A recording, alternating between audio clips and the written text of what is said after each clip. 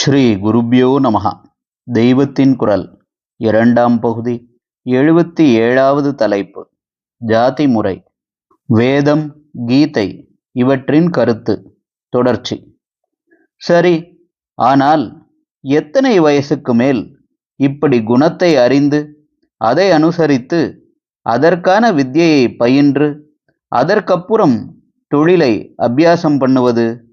முக்கியமாக பிராமணனின் தொழிலை எடுத்துக்கொண்டால் இவன் 7-8 வயசுக்குள் குருகுலத்தில் சேர்ந்தால்தானே அப்புறம் 12 வருஷங்களில் தன் தொழிலுக்கானவற்றை படித்துவிட்டு பிறகு அவற்றில் தானே அனுஷ்டானம் பண்ண வேண்டியதை பண்ணவும் பிறருக்கு போதிக்க வேண்டியதை போதிக்கவும் முடியும். குணம் ஃபாமான பிறகு ஓர் அமைப்பில் உருவான பிறகுதான் தொழிலை நிர்ணயிப்பது என்றால் கற்க வேண்டிய இள வயசு முழுதும் பல பேர் தொழிலை தெரிந்து கொள்ளாமல் வீணாவதாகவும் அப்புறம் சோம்பேறியாக ஒரு தொழிலுக்கும் போக பிடிக்காமல் இருப்பதாகவுமே ஆகும். அப்படியே கற்றுக்கொண்டு தொழிலுக்கு போகும்போதும் சமூகத்துக்கு அவனால் கிடைக்கிற பிரயோஜனத்தில் வெகுவான காலம் நஷ்டமாயிருக்கும். க்ஷணகாலம் கூட வீணாக்காமல் ஒழுங்காக விதிப்படி கர்மா பண்ணிக்கொண்டே இருக்க வேண்டும் என்று திருப்பி திருப்பி சொல்லும் பகவான் இதை ஆதரித்து பேசியிருப்பாரா? அப்படியானால் அவர் தியரியில் கொள்கை அளவில் குணப்படி தொழில் என்றாலும் பிராக்டிஸில் நடைமுறையில் பிறப்பால் தொழில் என்பதைத்தான் ஆதரித்தாரா என்றால், பாலிட்டிஷியன்கள் அரசியல்வாதிகள் போல பகவான் கொள்கை ஒன்று காரியம் இன்னொன்று என்று இருப்பவர் அல்ல. சரி, அவருடைய வாழ்க்கையில் நாம் என்ன பார்க்கிறோம்?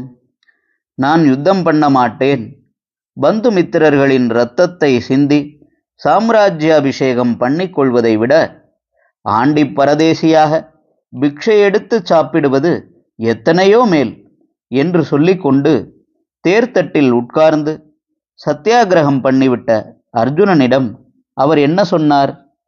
நீ க்ஷத்ரிய ஜாதியில் பிறந்தவன், யுத்தம் பண்ணுவதுதான் உன் ஸ்வதர்மம், எடுவில்லை போடு சண்டையை என்றுதான் அவனை விட பிடிவாதம் பிடித்து அவனை யுத்தம் பண்ண வைத்தார்.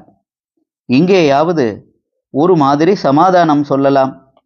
அர்ஜுனன் மகாரதன், மகாவீரன் ஆனதால் அவனுக்கு பந்துமித்திரர்களை கொல்ல வேண்டியிருக்கிறதே என்ற பாசத்தால் மொமெண்ட்ரியாக தற்காலிகமாகத்தான் யுத்தத்தில் வெறுப்பு உண்டாயிற்று.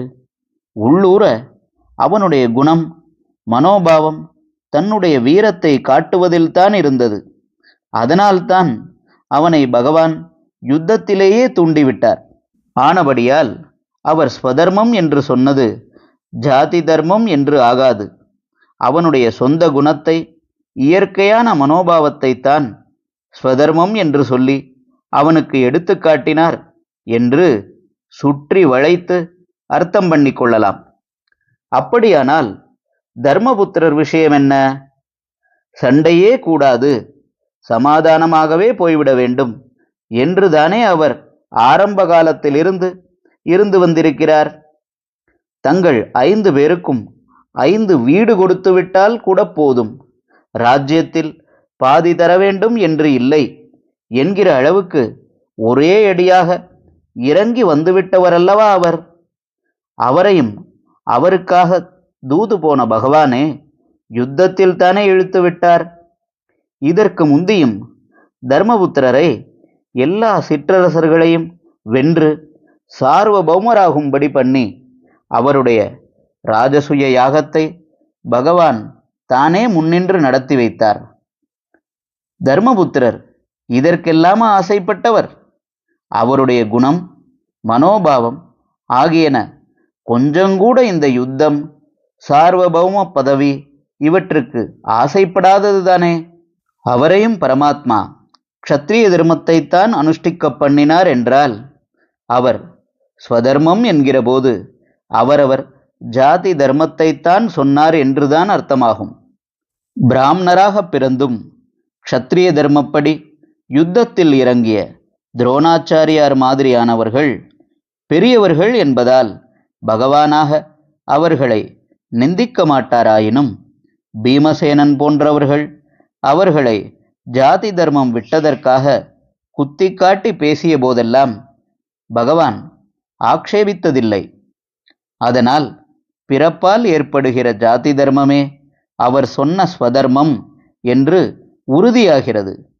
அப்படியானால் ஏன் குணகர்ம விபாகச்சக என்றார்?